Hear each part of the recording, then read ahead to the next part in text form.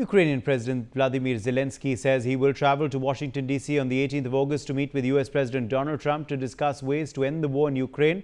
Zelenskyy made this announcement in a detailed statement following a lengthy, substantive conversation with Trump, during which Zelenskyy was updated on the August 15th summit between Trump and the Russian President Vladimir Putin in Alaska.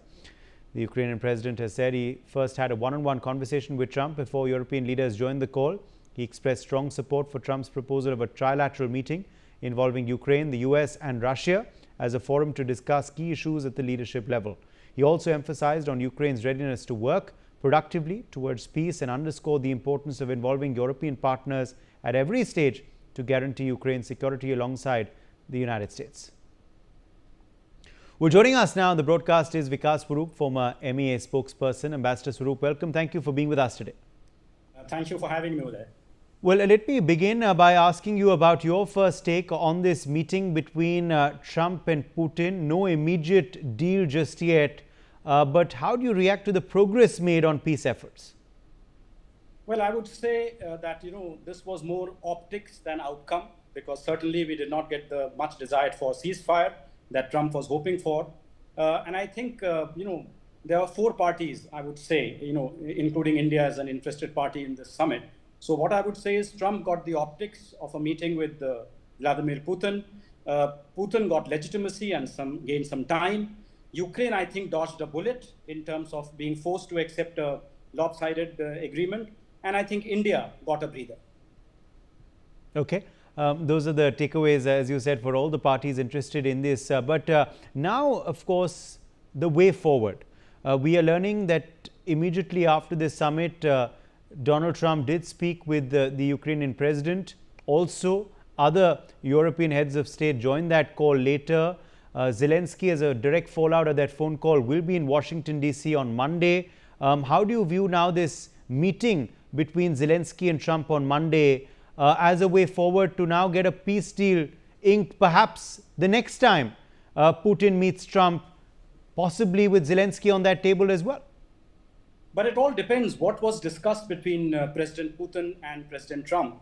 Because, from what we saw the readout of President Putin at the press conference, Russia has stuck to its maximalist demands. It has talked about the root causes of the Ukraine conflict. From what I saw, I don't think President Putin has moved an inch over the demands that he was making right from day one.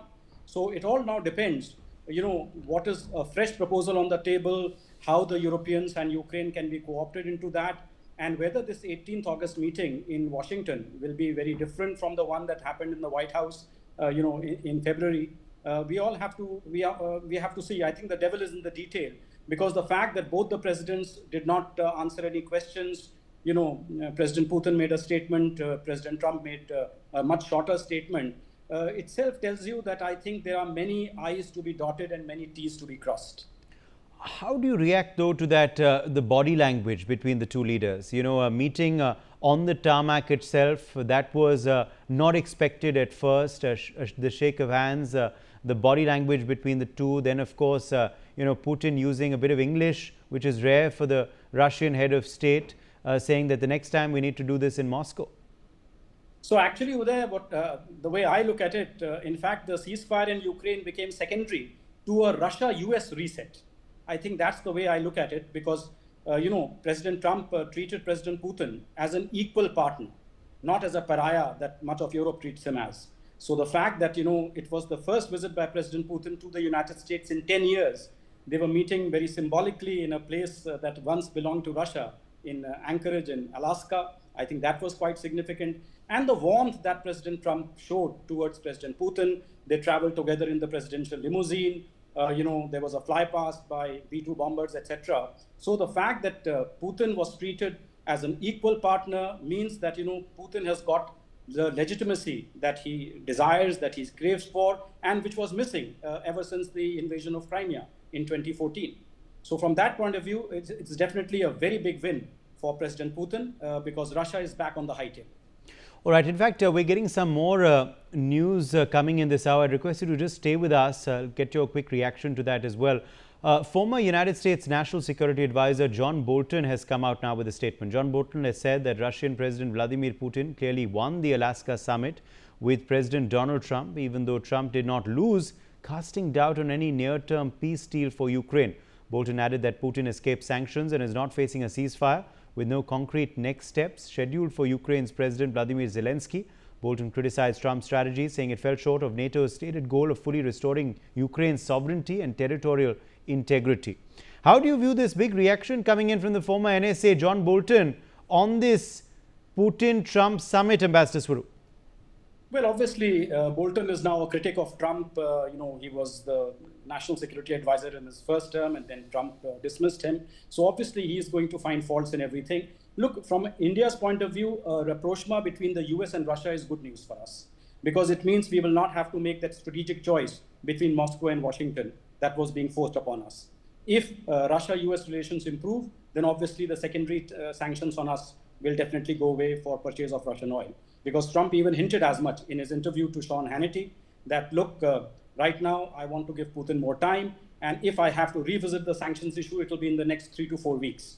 And at that time, in fact, he said even China might be in the mix. So it all depends. What was the agreement? Because Trump kept saying that we agreed on a number of points. On one big point, we did not agree. And I think that one big point was obviously the ceasefire.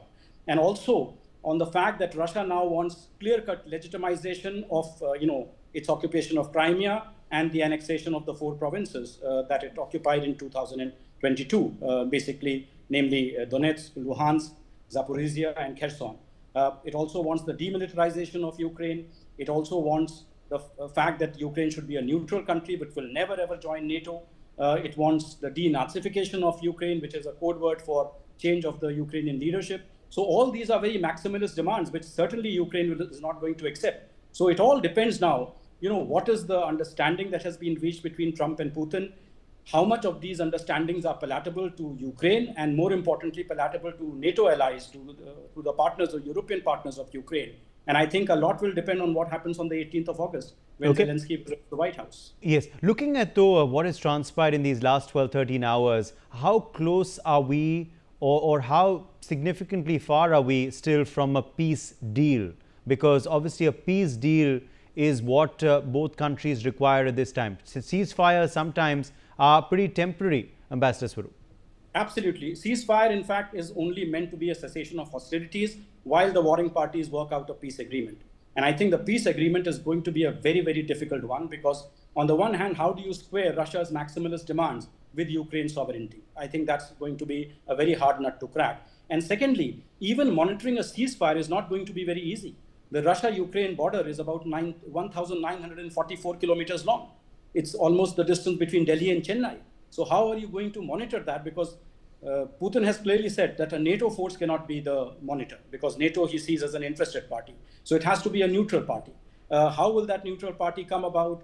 What kind of security guarantees will be given to Ukraine? I think a lot of these issues would need to be sorted before we can talk about a full-fledged peace deal.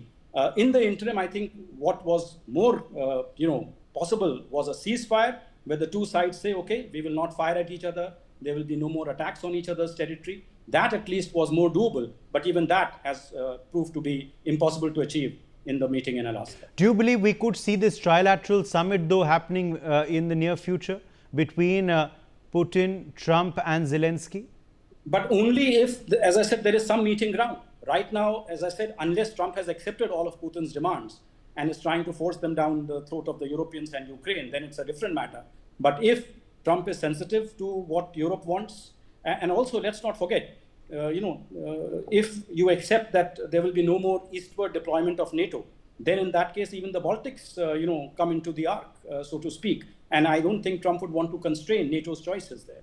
So I think it's all very, very murky at the moment, because the fact that we have not got any details. Even the interview that Trump gave to Sean Hannity, he was short on specifics. It was more a generalities of how Putin said that, if Trump had been president in 2022, the war in Ukraine would not have happened, etc., etc. So it all depends now, how close are the Europeans and the Americans are to meeting the demands that Putin has raised.